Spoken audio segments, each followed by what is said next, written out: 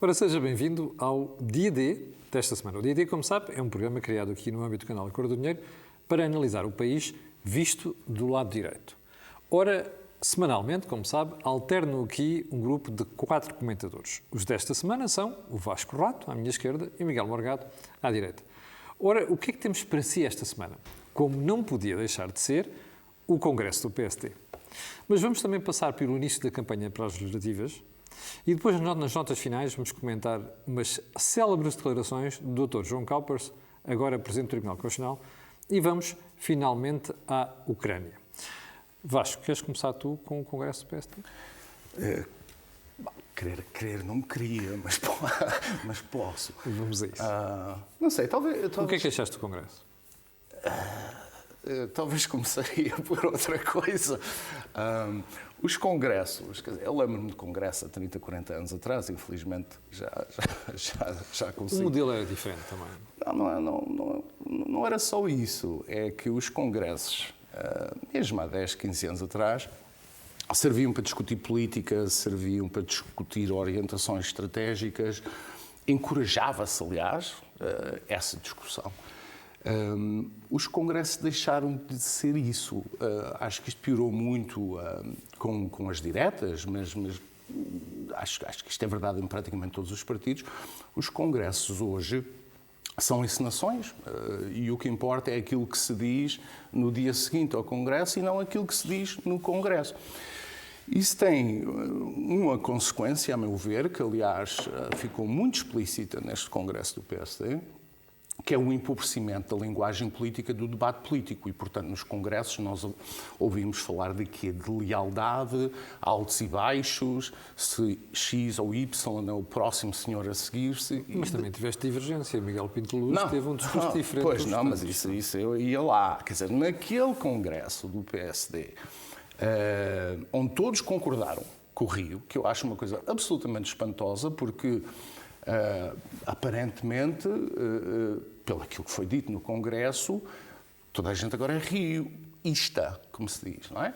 Isso significa que não havia grandes divergências políticas. Mas achas que é isso ou pode ser não, lido de outra maneira? Eu não maneira? acho que é isso. Eu acho que esse é que é o problema. Mas Vasco, deixa-me fazer-te esta pergunta que o espectador normal deve estar a dizer assim. Bem, mas o problema é que se eles começam a dividir todos, depois não há unidade e nessa altura o Rui Rio até pode utilizar essa fragmentação para dizer vocês é que são responsáveis pela derrota que o PSD teve. Mas eu acho que as pessoas não são tolas, as pessoas compreendem que há divisões. Quer dizer, nós chegamos a um ponto em que haver divisões dentro de um partido tão grande como é o partido PSD ou o PS é um problema. Quer dizer, não é problema nenhum. Os partidos têm divisões internas, o que interessa não é isso. Quer dizer, essas divisões, aliás, devem ser assumidas com toda a naturalidade.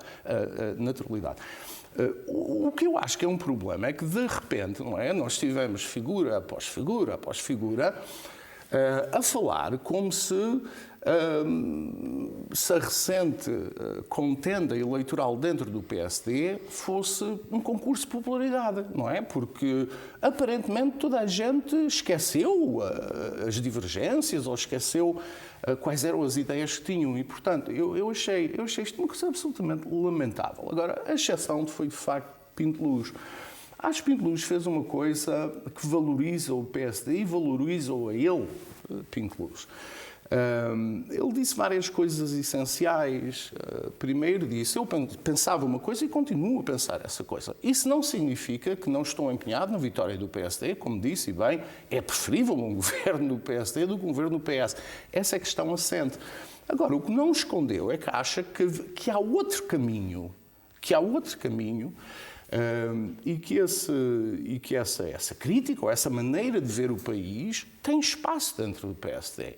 Quer dizer, é impossível fazer um congresso em que toda a gente vai ao palanque dizer que eu sou leal ao Dr. Rui Rio. Mas, quer dizer, que loucura é esta em que o teste político é a lealdade pessoal ou a lealdade a uma direção? Isto é uma coisa perfeitamente absurda. Eu, de facto, tenho algumas dificuldades, não só dificuldade em compreender isto, mas eu não me identifico com isto e, crescentemente, não me identifico com isto. Miguel, a mesma pergunta para ti. O que é que achaste do Congresso? Vasco, evidentemente, tem razão quando diz que os congressos tornaram-se numa encenação, uma operação de marketing para promover o partido e, em particular, o líder que, nesse congresso, se consagra.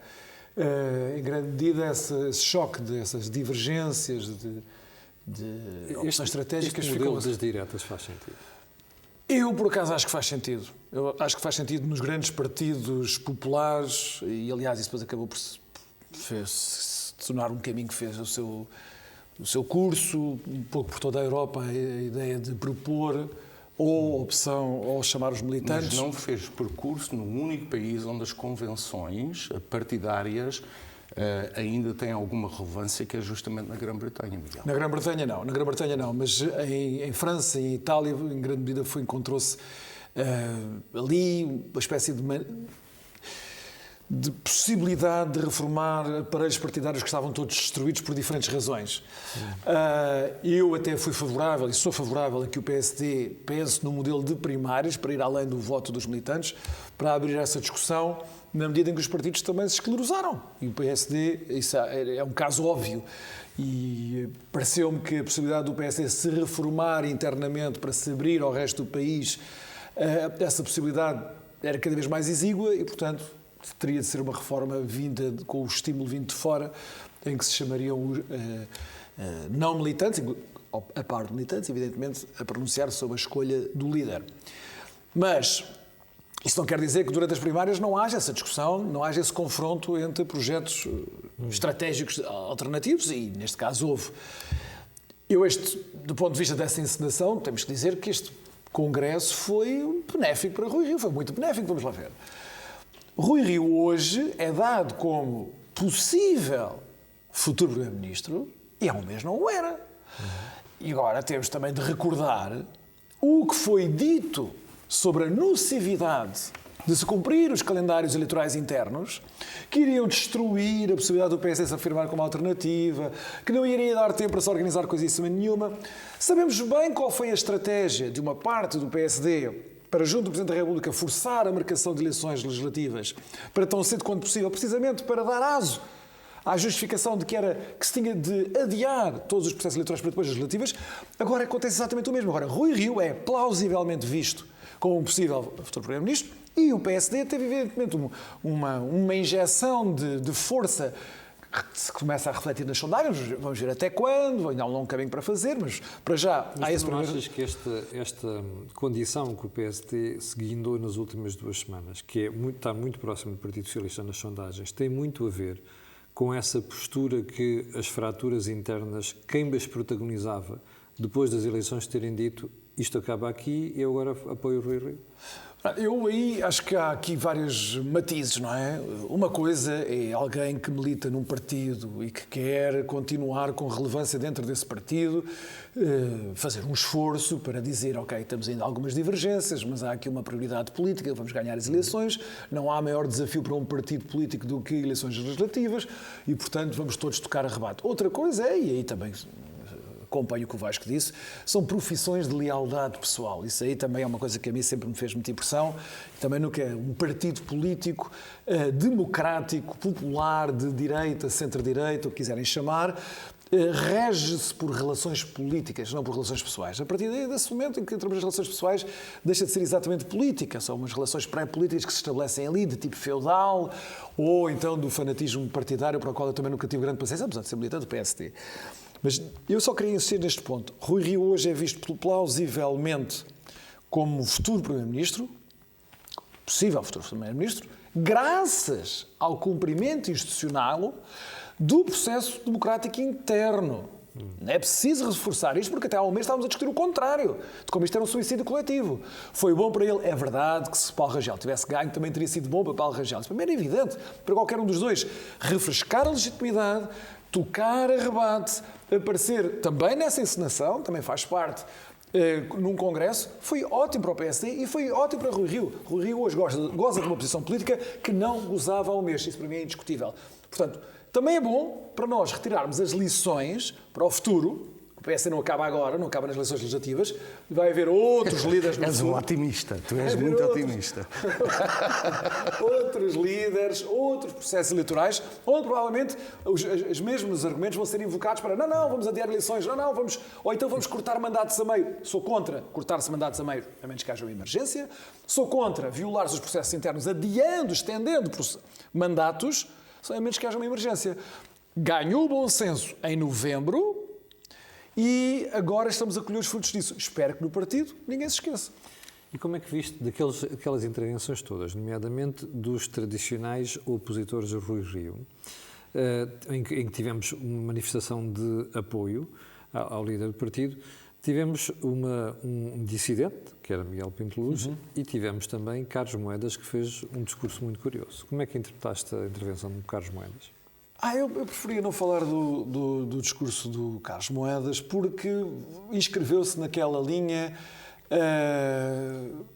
Para mim, mas talvez possam dizer que eu não tenho espírito suficiente de militância, mas aquele frenesim de bater no peito e palavras de ordem de que somos o melhor partido do mundo, toda a gente sabe que eu sou politicamente próximo e pessoalmente próximo de Pedro Passos Coelho. Mas nem quando Pedro Passos Coelho era presidente do partido andei atrás disso. Nem quando ele próprio, Pedro Passos Coelho, subiu ao palanque para dizer coisas daquelas.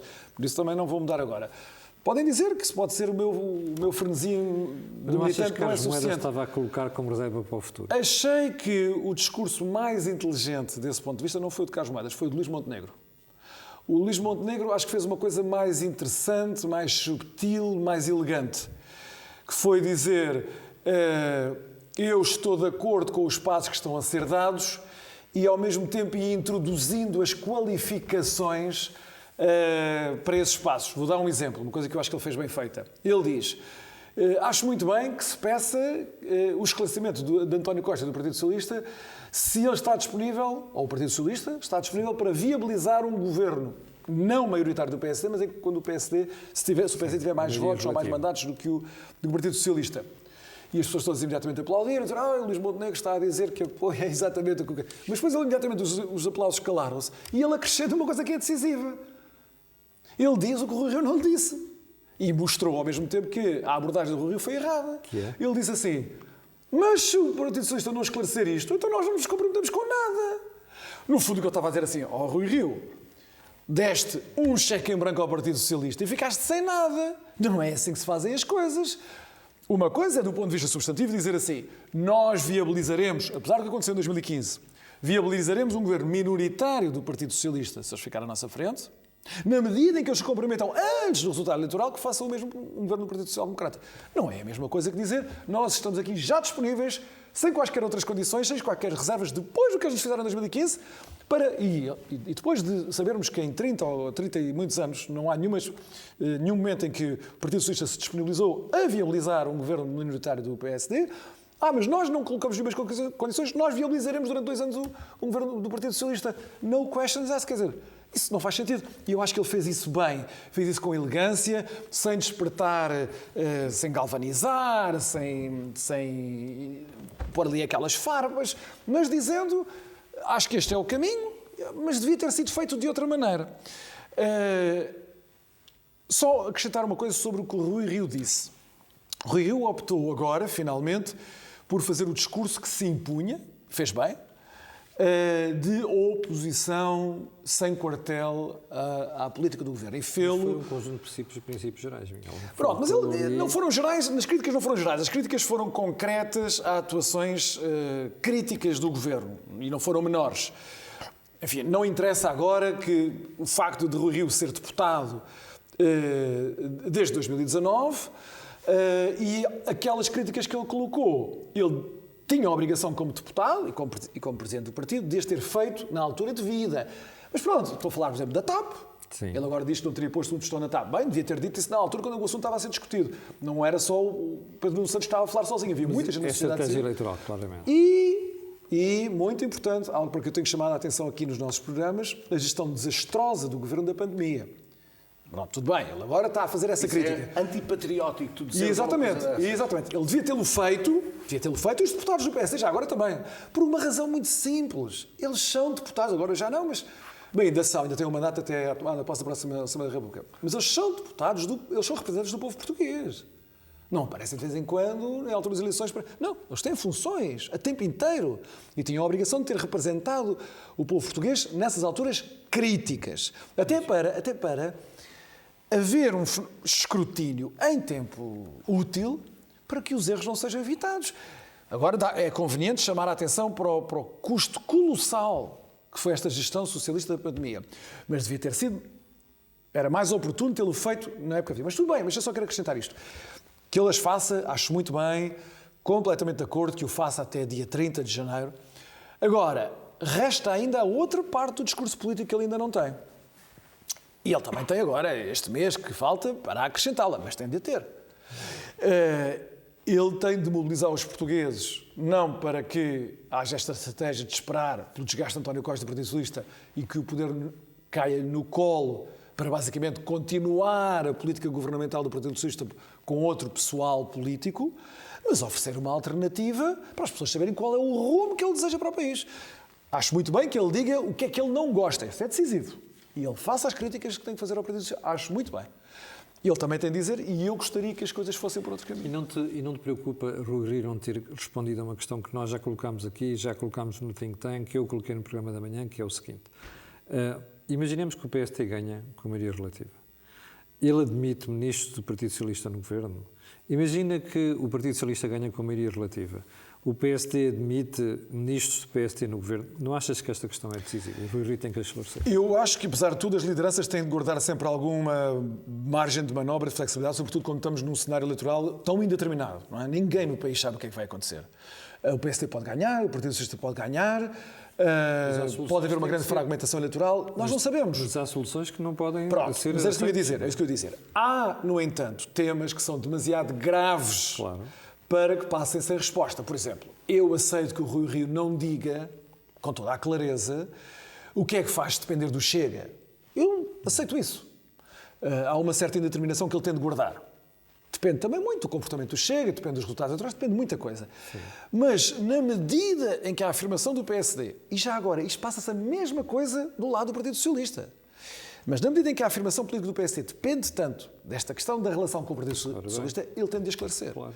Mas também digo que isso vale o Partido Socialista, quer dizer, ao contrário do que acontecia no final dos anos 80 e princípio dos anos 90, a questão da incompatibilização do Partido Socialista com o PSD, que no fundo gerou aqui o caldo político para António Costa também poder ser Primeiro-Ministro, é decisivo hoje em dia. E, portanto, António Costa tem a obrigação para com os militantes do Partido Socialista e o eleitorado ferreamente socialista de esclarecer se vai dar o dito por não dito. Ele disse sempre nestes 6 anos, PSD jamais. Ele tem de dizer se continua a dizer a mesma coisa.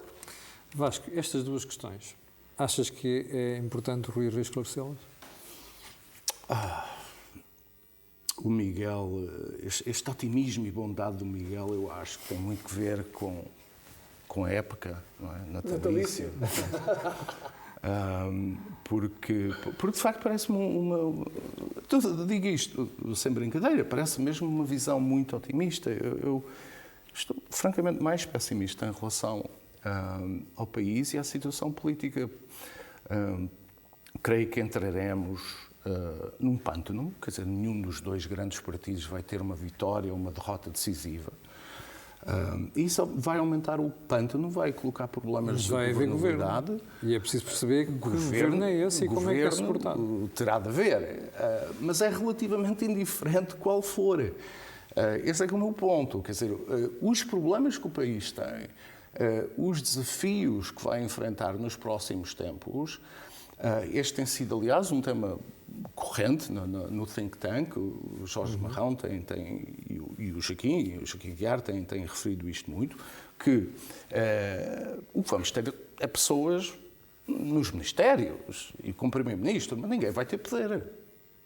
Portanto, o problema é que eu não vejo, pelo menos com as propostas, porque o Miguel diz, o Rio tem de clarificar se vai fazer isto, se vai fazer aquilo. Eu duvido que haja alguma clarificação sobre o que vai fazer. Não vejo sinais nenhuns, nem no PSD. Mas nem porque no não Partido interessa nem ao Socialista. PSD nem não, ao PS? Não, porque acho que lá têm no medo. Acho que têm medo. Tanto as direções. Portanto, é a estratégia eleitoral. Querem chegar às eleições com as mãos livres para fazer o que se apetecer. Da sobrevivência política, porque dizer às pessoas quais são os problemas dos próximos tempos e o que é necessário fazer, convenhamos que provavelmente não é a melhor receita para conquistar votos. E, portanto, este é o impasse. Quer dizer, os partidos que têm, bom, teoricamente, teriam um dever de acautelar e avisar as pessoas relativamente aos desafios que o país confronta e o que é necessário fazer, e sejamos claros, os sacrifícios que são necessários fazer. Eu julgo que os partidos, nem um nem outro, ou pelo menos não vejo Costa nem Rio, com esse tipo de discurso. E, portanto, isto está a transformar-se, acho que disseste isto, na gestão da coisa política por pessoal alternativo. Portanto, as caras mudam, mas as coisas ficam na mesma. E o ficar na mesma é a estagnação, é o empobrecimento e é a falta de oportunidades e, crescentemente, uma vida precária para muita gente. Miguel, campanha eleitoral. Início de campanha eleitoral. Bem, nós agora, encerrado o Congresso do PSD, que era o último grande processo eleitoral interno que estava em curso, entramos na campanha eleitoral. E eu acho que as estratégias dos vários partidos começam a tornar-se muito claras. No caso do PSD, até haver mais clarificações, fica esta ideia de que há uma grande disponibilidade para um entendimento com o Partido Socialista, informal, com certeza, não me parece que seja uma coligação formal de governo, isso está fora de causa, até para o Partido Socialista isso está fora de causa. Porque, evidentemente, para haver um entendimento, tem de haver os dois lados, tem de se entender, não é só um. Mas há uma grande disponibilidade do PSD de o fazer, está-se a preparar as pessoas, os militantes e os simpatizantes do PSD para essa necessidade. Julgo que o Presidente da República também dará o seu empurrão para que as pessoas aceitem isso como ditada pelos interesses do país, mas depois também há as estratégias dos outros partidos que são muito interessantes. Comecemos pelo Partido Socialista rapidamente. O Partido Socialista está claramente a querer esvaziar, sobretudo, o Bloco de Esquerda. Tem aqui uma grande oportunidade de fazer o Bloco de Esquerda reduzir-se a uma expressão já não tão ameaçadora como chegou a ser em tempos. Há uma parte do eleitorado do Bloco de Esquerda que está desiludida com a atual liderança. A atual liderança apareceu no início, quando apareceu, muito jovem, muito cool, muito moderna. Entretanto, passaram os anos, são sempre os mesmos, a dizer as mesmas coisas, com as mesmas vozes, sem ideias já. O Bloco de Esquerda já não tem ideias nenhumas. Também se esgotou neste apoio incessante ao Partido Socialista, do qual se tentou demarcar no último ano. Exatamente. Mas o Bloco de Esquerda está numa posição de grande fragilidade. O Partido Socialista sabe-o e sabe que o voto que pode perder decorrente da subida dos índices de rejeição de António Costa e do próprio Partido Socialista, com os seus cabritas, etc., poderá ser compensada com a vinda do eleitorado do Bloco de Esquerda. Eu acho que isso é um ponto interessante a seguir nesta campanha eleitoral. O Bloco de Esquerda, neste momento, está sem estratégia, porque o Bloco de Esquerda anseia por uma geringonça sem o poder dizer. Está ali numa situação de impasse grave. Depois, o que é que nós temos com o Partido Socialista a relacionar-se com a direita? O Partido Socialista vai agora dizer que Rui Rio é uma espécie de Trump, uma espécie de populista, demagogo, que não se importa de se coligar com o Chega se isso for forçado e, portanto, eleitorado da esquerda, percebam que não era só contra Pedro Passos Coelho que tínhamos de estar todos juntos, é também contra Rui Rio. O Partido Socialista vai tentar esgotar aqui a sua margem de progressão nestes parâmetros, segundo estes parâmetros. À direita do PSD, o CDS que estava completamente perdido, sem um norte programático, pode ter no facto de ser, juntamente, presumo, com o Chega, o único partido frontalmente contra a regionalização, uma maneira de se restabelecer na opinião pública como um partido relevante. Quer dizer, o problema do CDS é que era um partido totalmente irrelevante até agora e, a partir deste momento, em que há este caminho para a regionalização ditado por António Costa, atrás do qual Rui Rio irá inevitavelmente levar o PSD, então teremos o CDS como o único partido, além do Chega, frontalmente contra a regionalização. E o CDS, em princípio, irá aproveitar essa barra programática. O Chega vai passar a ser a força política? O Chega vai ter aqui um desafio estratégico que, a meu ver, é desta natureza. O Chega precisa, para se afirmar, de convencer as pessoas de que se pode impor a um governo de direita. que ninguém à direita pode governar sem eles, como o Vox em Espanha, por exemplo, agora se tornou. Para isso tem que se tornar, de certa maneira, mais respeitável do que aquilo que é. Não sei se o André Ventura estaria disponível para fazer isso em circunstâncias normais, mas agora, nestas eleições, em que vai haver uma tendência do sistema como um todo de bipolarizar as eleições, em torno de PS e PSD, vai haver um grande apelo ao voto útil à esquerda e haverá um grande apelo ao voto útil à direita. Até que ponto é que o eleitorado do Chega resiste à sedução do voto útil, está por saber. Sabemos que eles têm uma base social mais ou menos rígida, ali em torno dos 300 mil votos, na medida que é a informação que temos das autárquicas, em que eles praticamente sem candidatos, sem estratégia, as pessoas mesmo assim estiveram disponíveis para apoiar aquelas candidaturas locais, e que eu acho que isso é muito expressivo, mas será que têm mais do que esses 300 mil votos? Provavelmente teriam sem um ambiente em que vai haver um apelo, não é só do PSD, da liderança do PSD, que nem é particularmente sedutor a esse respeito. É do sistema como um todo. A comunicação social, o Presidente da República, tudo vai convergir neste momento que se vai ser apresentado como grave, em que vai haver ali uma única escolha política. A mesma coisa vai valer para a Iniciativa Liberal. Mutatis mutandis, a mesma coisa vai valer para a Iniciativa Liberal. Portanto, eu acho que nós vamos ter de acompanhar isto a partir daqui. Estas estratégias estão mais ou menos definidas, porque os dados elementares na corrida para as eleições, eu acho que estão dados. A partir do Congresso do PSD ficaram dados. Vasco, a mesma questão em relação à campanha eleitoral. O que é que parece a estratégia de cada um dos partidos? Isto que o Miguel diz é muito importante, porque se tiver razão, e eu creio que tens razão, a crise vem justamente nesse momento da formação do governo, pelas pressões internas e externas, mas também porque o sistema deixou de ter capacidade de reagir e de oferecer soluções. Eu acho que isso tornar-se-á muito claro. Está a tornar-se também relativamente claro durante aquilo que parece ser, ou será, ou serão, as linhas mestras da campanha. O discurso do Partido Socialista, basicamente, foi aquilo que o Zé Luís Carneiro disse ontem, não é? Vem e o Rui Rio e o Trump e não sei o quê, que é um delírio. Mas eu não estou convencido de todo que vai ser possível fazer essa bipolarização. Porque a bipolarização seria possível, como foi, aliás, possível com a AD de Sá Carneiro, quando havia dois polos ideológicos claros e duas alternativas claras. Não é esse o caso. A posição do PSD e do Rui Rio, aliás, inviabiliza esse tipo de escolha. Não havendo esse tipo de escolha, não há bipolarização. As pessoas podem votar mais ou menos no PS, no PSD, mas bipolarização seguramente não há. Isto significa o quê? A meu ver, significa um grande crescimento à direita do PSD e, sobretudo, do Chega. Eu creio que a iniciativa liberal, até pelas particularidades do partido, terá alguma expressão nas zonas de classe média alta, urbanas, Lisboa e Porto, mas pouco mais. O Chega é outra coisa, não é?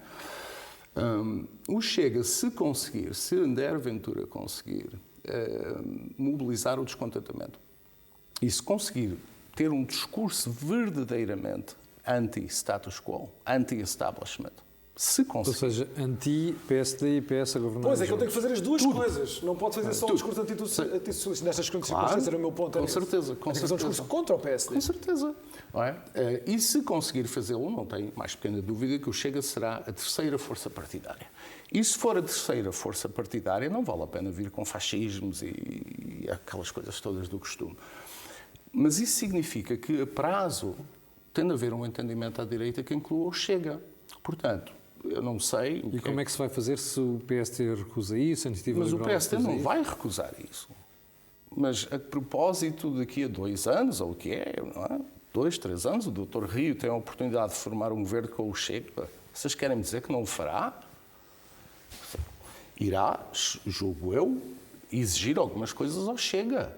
Mas... E o Chega irá exigir a ele também. Com certeza. Mas o ponto é, se o Chega se consolida nestas eleições, nas seguintes continuará consolidado. E, portanto, aquele voto já não regressa ao CDS, ao PSD, seja o que for.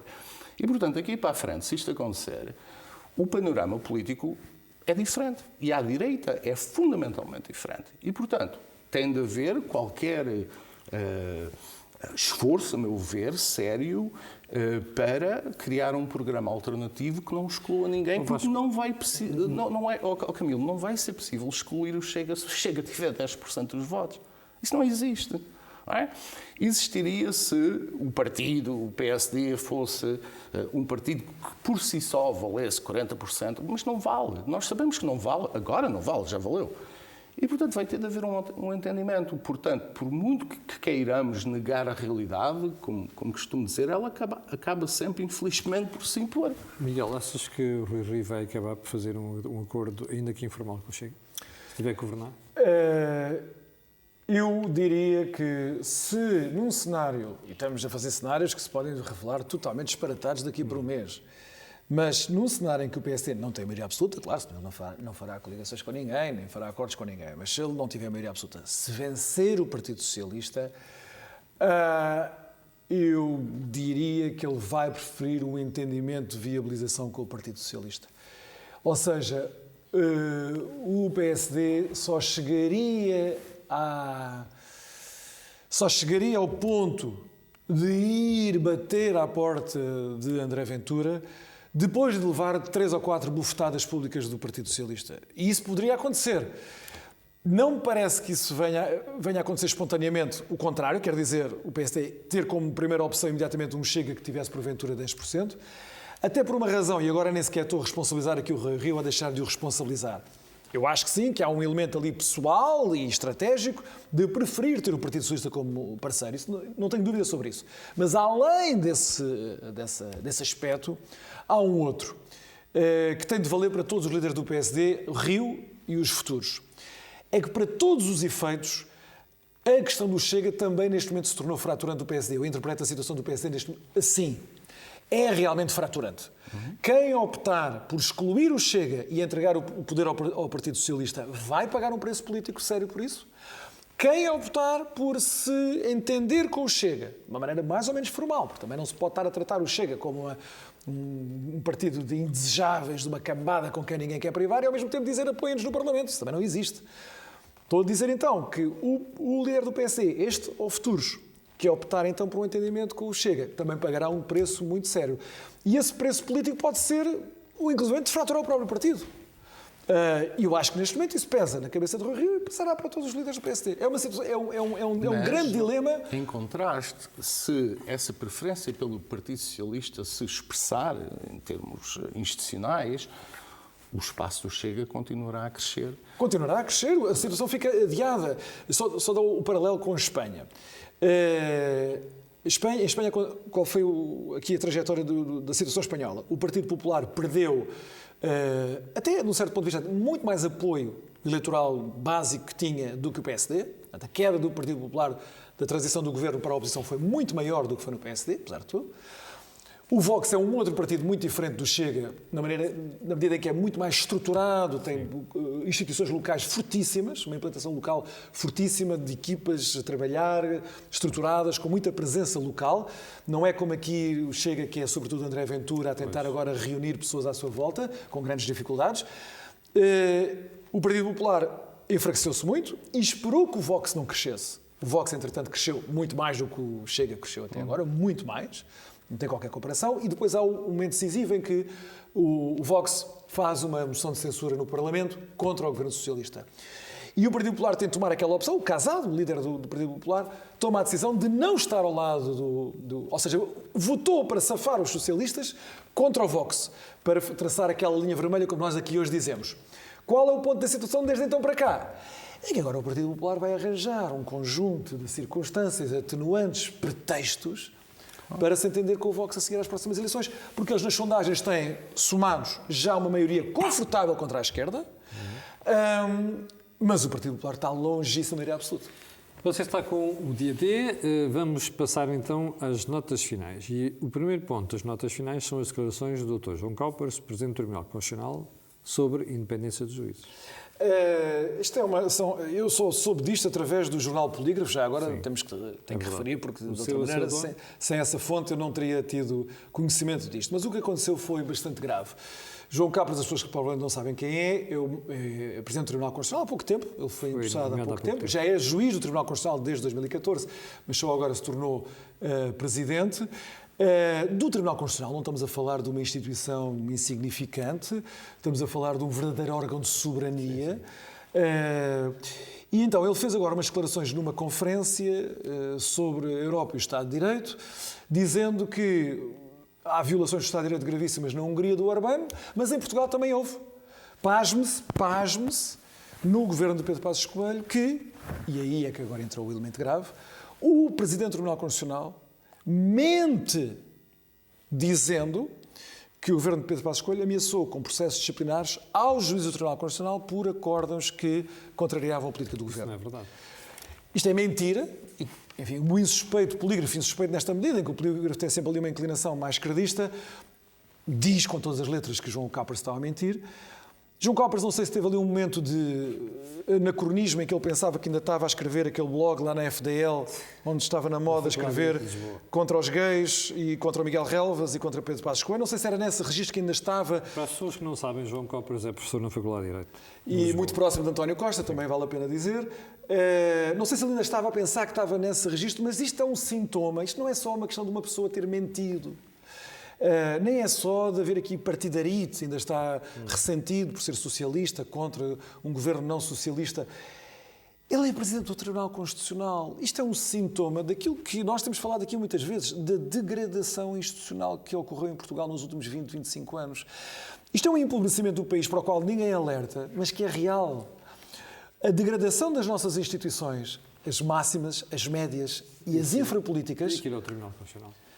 Isso afeta a vida dos portugueses, se os portugueses se darem conta disso, é responsável pelo nosso empobrecimento. É responsável por milhões de portugueses ganharem menos de 1.200, 1.300 euros por mês, ter uma vida difícil. É responsável por muita gente, milhares e milhares, terem de emigrar para encontrar o mínimo de oportunidades para a sua vida, para os seus filhos. Esta é uma das causas do empobrecimento português. Aqui tivemos mais uma manifestação de como temos um conjunto de pessoas a liderar instituições importantíssimas que não fazem a mínima ideia, não têm a mínima noção da dignidade do cargo que ocupam.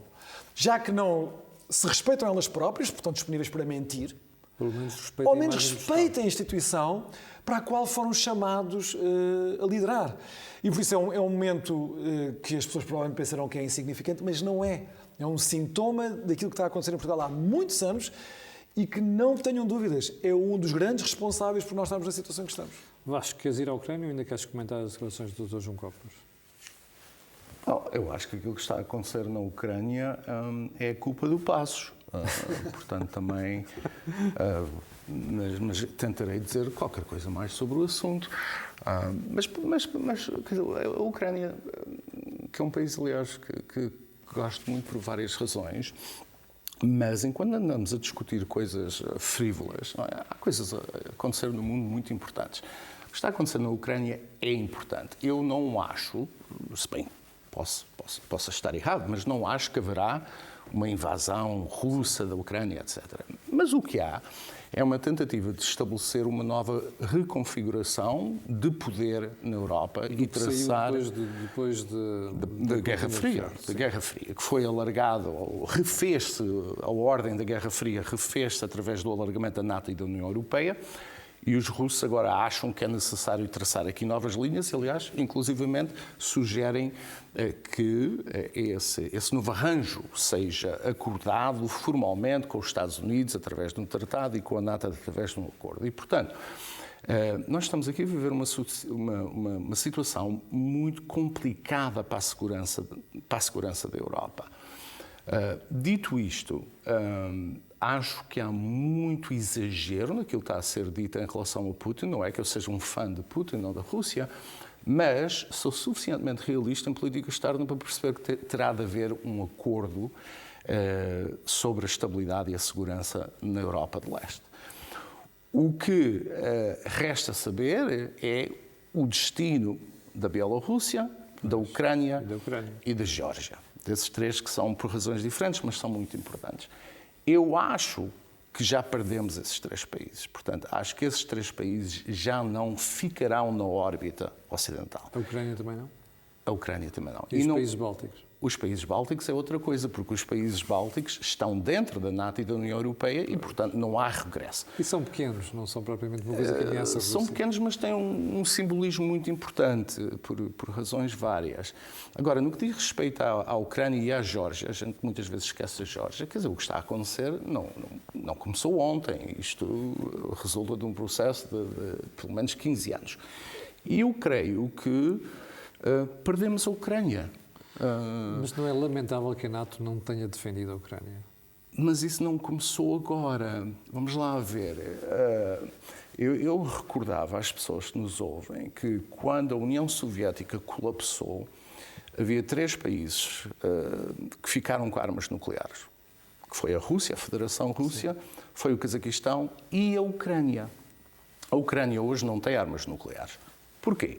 Bom, porque os países ocidentais, nomeadamente a NATO, França, Estados Unidos, prometeram à Ucrânia que se eles desnuclearizassem, garantiam as suas fronteiras. Isto é uma boa lição, acho eu, para alguns países que hoje têm armas nucleares, que é não abandoná-las, e para alguns países que não as têm, provavelmente é a altura de as adquirir. Isto é uma das consequências. Portanto, nós falamos da Ucrânia, a Ucrânia tem implicações regionais, mas depois tem outras consequências no que diz respeito, por exemplo, à proliferação nuclear. Quer dizer, alguém, aqui para o futuro, leva as potências ocidentais a sério quando dizem que irão proteger as fronteiras? Não podem. Agora, a Ucrânia, de facto, está perdida. Já não me parece, e aliás, os sinais que vêm de Washington parecem-me indicar isso. E isto depois choca com, obviamente, aqueles princípios todos bonitos da autodeterminação, etc. E a União Europeia, a resposta que tem é, bom, vamos ter mais sanções. Está a ver. Está a ver. Mais sanções, já que as outras não funcionam, vamos ter novas. Bom, foi o dia D desta semana. Como sabe, nós estamos sempre aqui à segunda-feira. No próximo fim de semana na próxima semana serão 2 comentadores diferentes. Já sabe também que, quando chegamos a esta altura, eu faço sempre o mesmo pedido. Que coloque um gosto e faça partida nas redes sociais. E também, já percebeu porquê, depois de agradecer aqui ao Vasco e ao Miguel, quero lembrar-lhe que aquilo que você ouve aqui, não ouve em mais sítio nenhum. Obrigado, fique bem, tenha uma boa semana e nós voltaremos a ver-nos na próxima segunda-feira. Exatamente, como diz o Vasco, já não teremos programa antes do Natal, um bom Natal para si e na próxima segunda-feira cá estaremos. Muito obrigado.